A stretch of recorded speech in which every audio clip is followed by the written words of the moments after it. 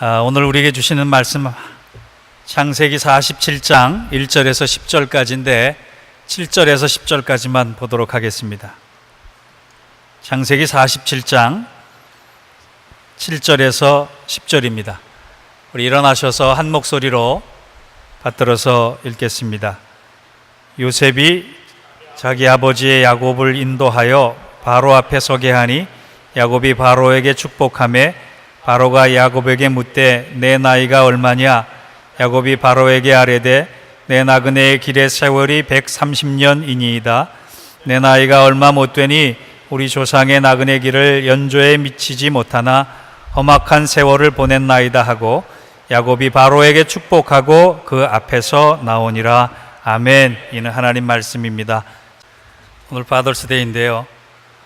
특별히 이 시대의 가장 아버지 수고하고 있는 우리 남성 여러분들에게 하나님의 특별한 은혜와 보호하심과 형통케 하심을 허락하시기를 주의 이름으로 축원합니다.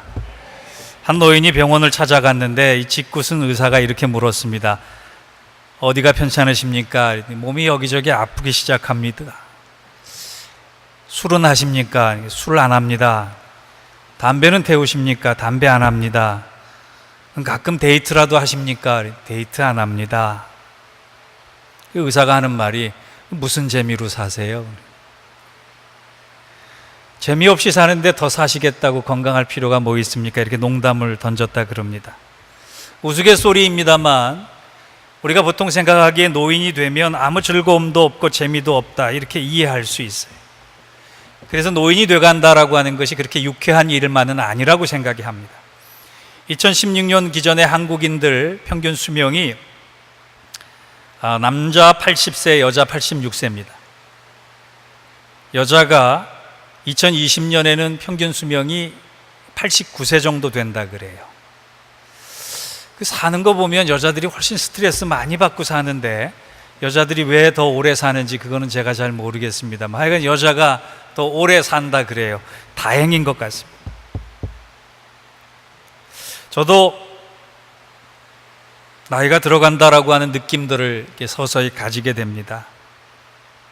그럴 때 이런 생각을 해봤습니다. 나이 들어 산다는 것이 재미있는 것보다 의미를 찾고 살아야 될 때가 된 거구나 이런 생각을 했습니다. 사도 바울 같은 경우도 젊었을 때에는 재미라고 하는 것을 놓치지 않고 살았습니다. 무엇인가 얻어내고 이루어내고 그리고 성취해낸다라고 하는 이 재미를 위해서 살았던 사람입니다. 그런데 그가 그 세상적인 재미가 얼마나 부질없는 것인가를 알게 되면서 예수를 만나서 의미 있는 삶을 쫓게 되었습니다.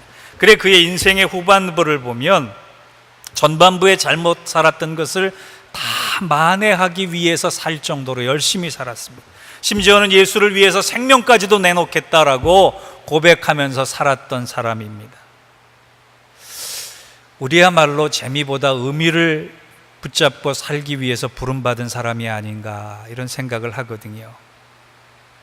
성경의 위대한 인물들을 보면 전반부부터 잘 살았던 사람들 아닙니다. 전반부에는 못 살았지라도 후반부에 그 의미와 본질을 놓치지 않고 살아갔던 사람들, 그것을 하나님께서 칭찬하신 경우를 많이 봅니다.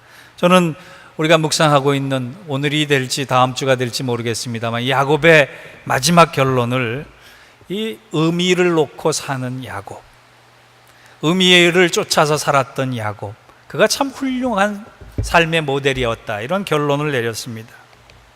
저나 여러분이나 이 노년을 준비해 가면서 정말 야곱처럼 후반부가 훨씬 더 좋은 사람, 후반부에 그 의미를 놓치지 않고 하나님과 더욱 가까워진 사람, 그런 사람이 될 수 있기를 축원합니다.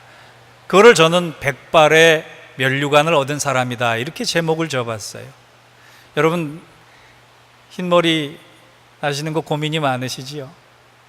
모르긴 몰라도 야곱도 꽤나 흰머리가 났을 것 같다는 생각이 들었습니다. 130년을 살았으니까 흰머리가 없을 수 없을 것 같다. 그런데 그가 흰머리가 난 것이 아니라 그 흰머리가 면류관이 됐다라고 하는 생각이 들었어요.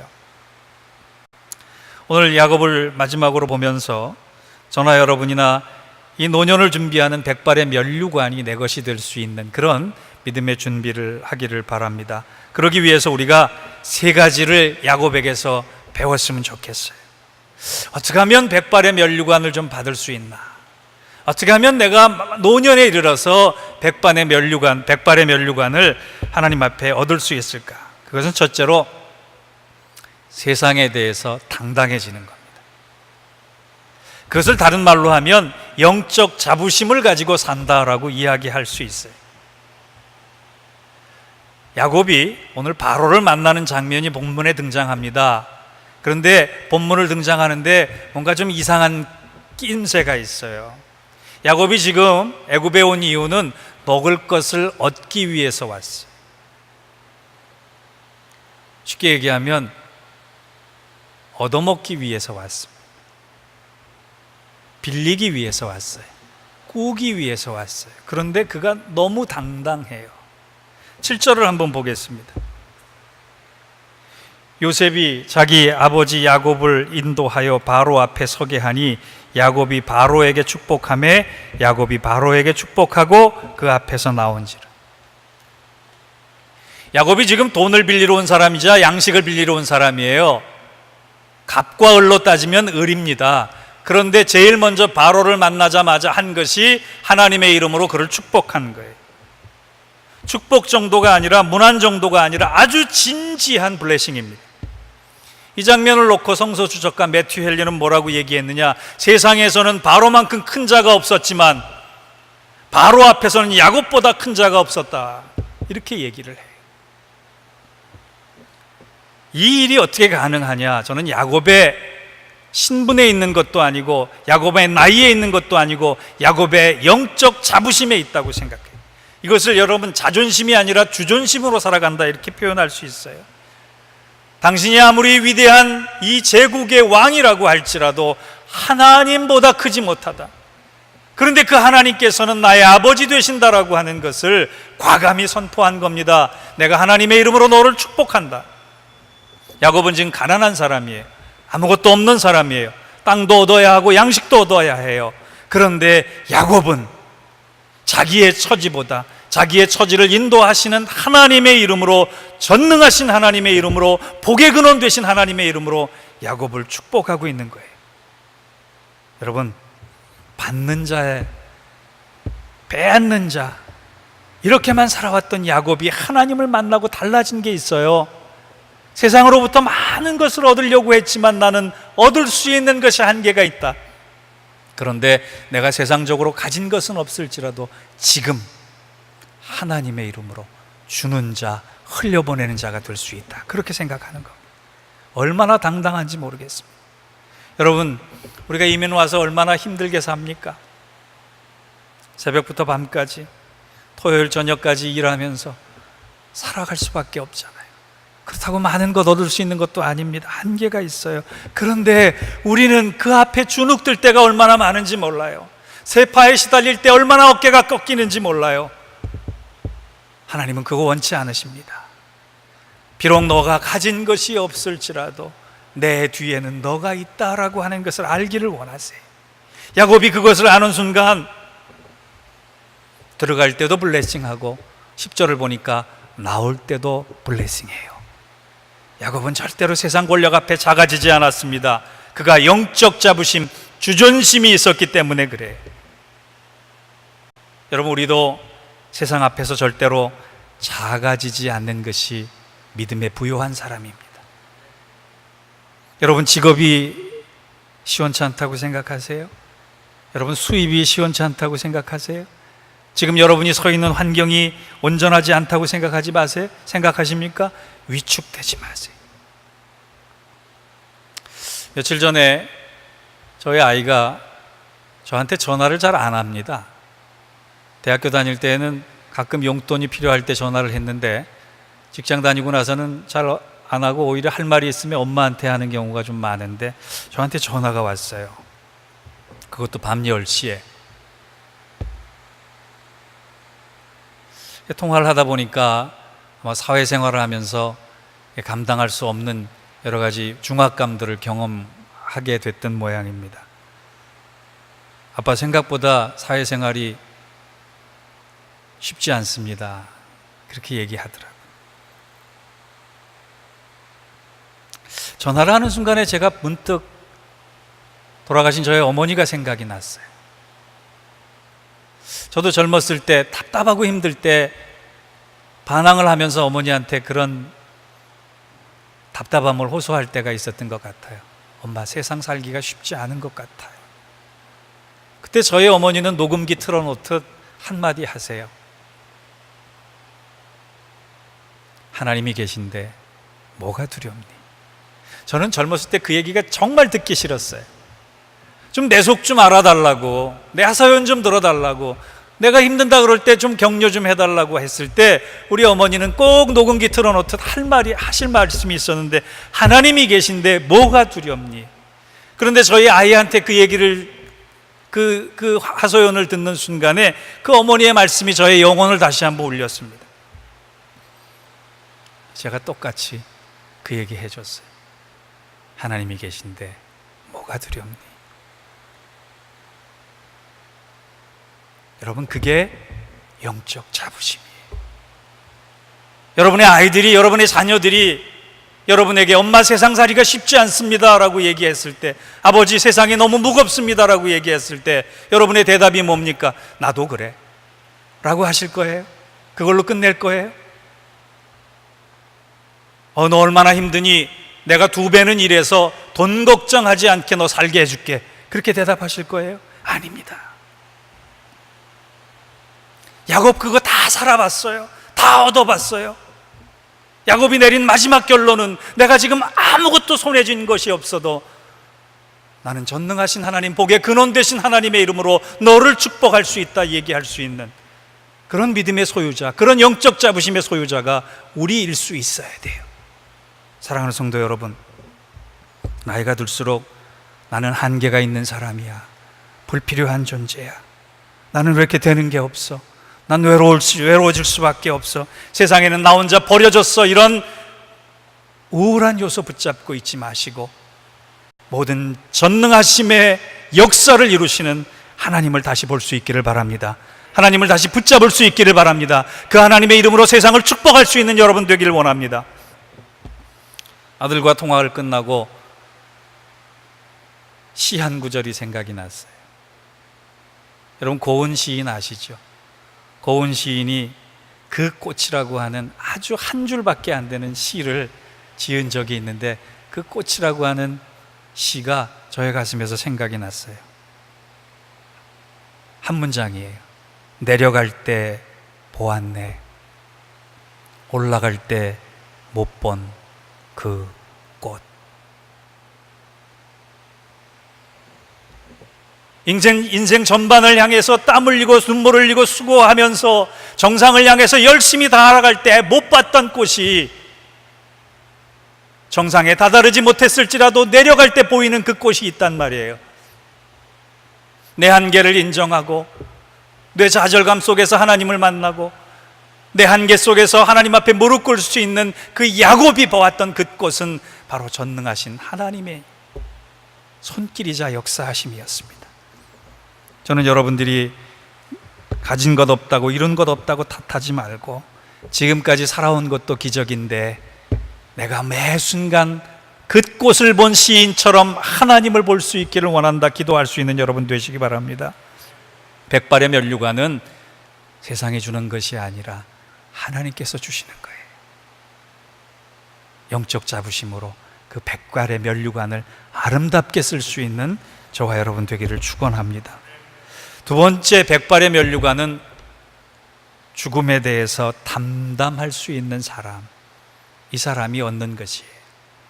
톨스토이가 그랬어요.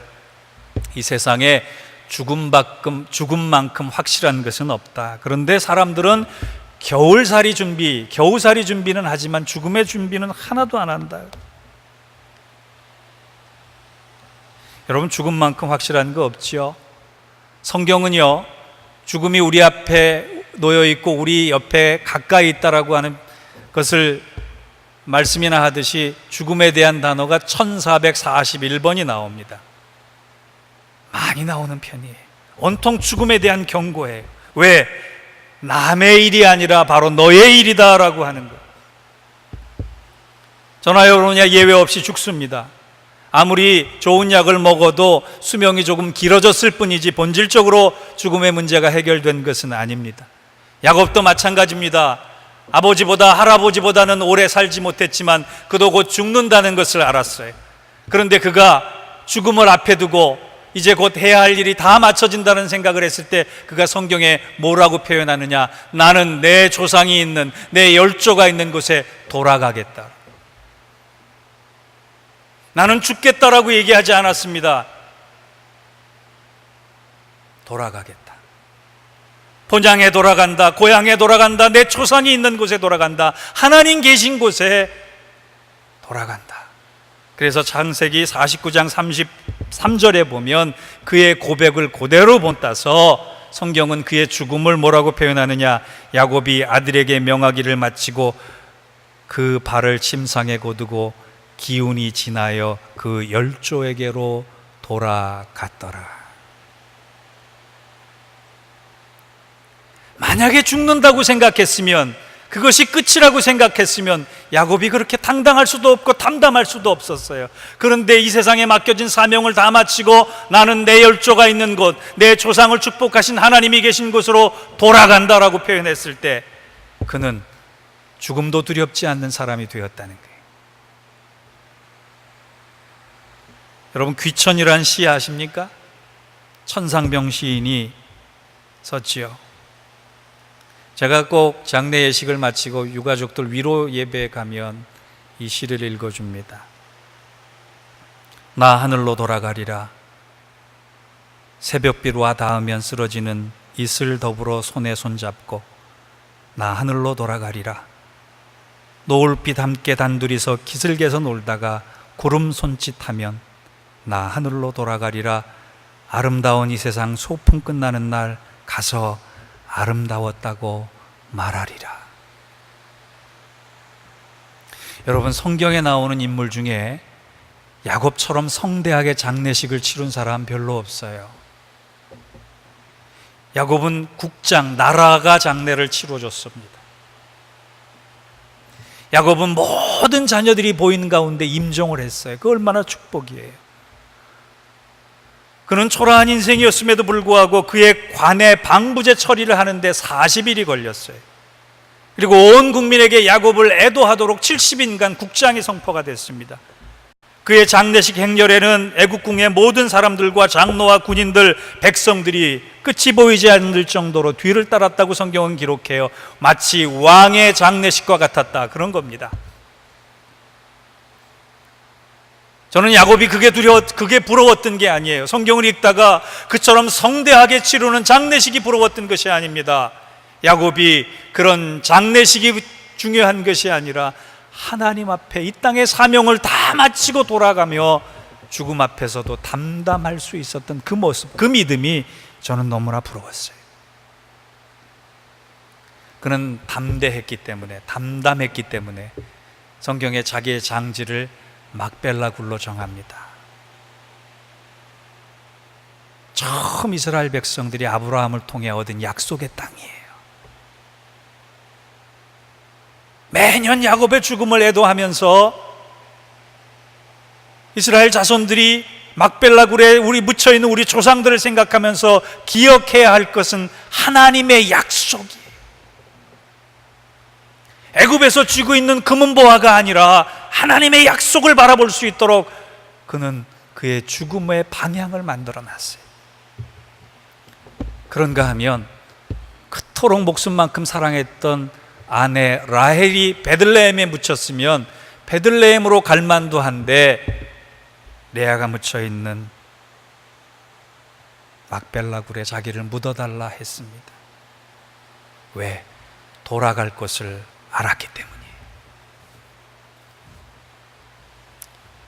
여러분, 부담스러운 얘기 하나 할게요.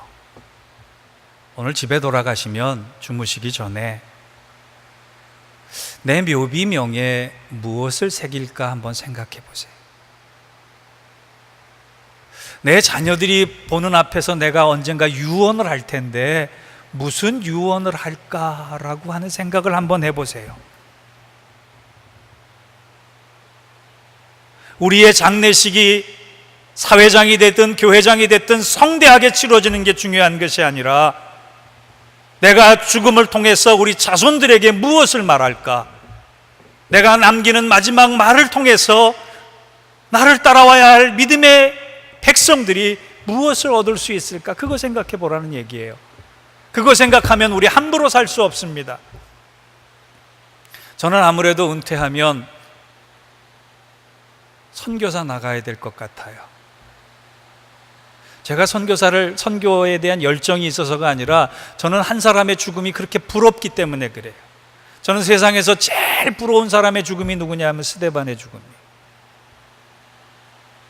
그래서 돌 맞을까 봐 저 이슬람 쪽은 안 가고 남미 쪽으로 갈까 지금 생각을 하는데요. 왜 부럽느냐 하면 스데반이 죽는 순간에 하늘이 열렸어요. 스데반을 맞이하기 위해서 보좌에서 벌떡 일어서신 주님을 만났어요. 그것처럼 위대하고 영화스러운 죽음이 어디 있겠어요? 저는 제가 이 땅에서의 하나님 주신 사명을 다 마치고 마지막 코끝에 숨이 떨어지는 순간에 내 앞에 하늘문이 열리고 주님께서 나를 맞이하시기 위해서 수고했다 정목사야, 이 얘기를 듣는 목회자였으면 참 좋겠어요. 하나님 죽기 싫어요. 하나님 죽음이 두렵습니다. 이렇게 연연해 하면서 마지막을 보내는 것이 아니라 주님, 내가 주의 뜻을 다 이루고 갈 수 있는 것, 이것만으로도 나에겐 너무나 큰 축복이니 내가 우리 후손들에게, 우리 성도들에게 본향을 바라보는 그 말을 남기고 스데반처럼 하늘문이 열리는 가운데 주님 앞에 가겠습니다. 그렇게 죽고 싶단 말이죠. 여러분, 죽음을 담담하게 받아들일 수 있는 사람은 이 땅을 잘 사는 사람입니다. 이 땅을 잘 사는 사람은 하루하루 사명을 붙잡고 사는 사람입니다.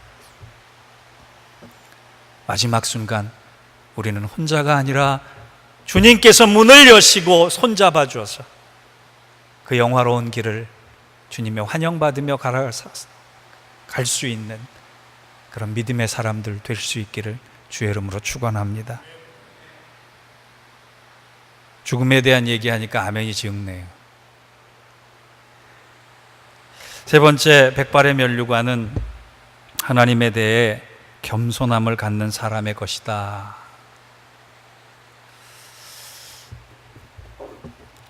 이게 좀 나이가 들수록 노역이 많아지고 교만해지는 사람이 있는 반면에 나이가 들수록 점점 더 험불해지는 사람이 있더라고요. 그런데 그 험불해지는 사람이 기가 꺾어서 그런 게 아니라 하나님의 은혜를 알게 되면 저절로 겸손해지더라고요. 제가 본 겸손한 사람들의 유형은 그렇습니다. 은혜를 경험한 사람, 천국을 소망하는 사람, 심판을 믿는 사람, 이 사람들이 다 겸손해지더라고요. 오늘 8절과 9절을 한번 봅시다. 8절과 9절을 보면 특이한 대답이 나와요. 같이 읽어볼까요? 바로가 야곱에게 묻되 내 나이가 얼마냐? 야곱이 바로에게 아뢰되 내 나그네 길의 세월이 130년이니이다. 내 나이가 얼마 못되니 우리 조상의 나그네 길의 연조에 미치지 못하나 험악한 세월을 보냈나이다 하고, 지금 바로가요 야곱에게 보아하니 나이 좀 들어 보이는데 당신 주민등록 한번 까보시오 이렇게 얘기하거든요. 몇 년생입니까? 이렇게 물어보는 거예요. 그때 야곱이 뭐라고 대답하느냐? 제가 우리 조상들보다는 좀 덜 살았습니다. 그래서 내 나이가 조상들에 비해서는 얼마 되지 않습니다. 그런데 내가 살아온 세월이 험악한 세월이었습니다. 이거를 잘못 이해하면 나는 죽도록 130년 동안 고생만 했습니다, 이 얘기예요. 그런데 그 얘기가 아닙니다. 험악한 세월의 원뜻은 뭐냐? 이 험난한 세월, 고생하는 세월, 아픈 세월, 기억하기 싫은 세월을 가만히 봤는데 그것은 내가 살아왔을 때 고생스러운 세월이었지만 하나님의 은혜로 생각하면 은혜의 세월이었다라고 얘기하는 거예요. 험악한 세월을 말하지 않고 험악한 세월에 받은 은혜를 말하고 있는 거예요. 그게 그 은혜의 가치를 알기 때문에 야곱이 겸손해진 겁니다. 여러분 지금 나이가 몇입니까? 제가 여러분께 질문하면 제 나이가 이제 50 됐습니다. 제 나이가 이제 60 됐습니다. 이렇게 대답하는 것은 믿음이로서 올바른 대답이 아니란 얘기예요. 더 정확한 얘기는 내가 50년의 세월을 살았는데 고생만 했습니다, 그 얘기가 아니라 내가 50년의 세월을 살았는데 은혜로 살았습니다.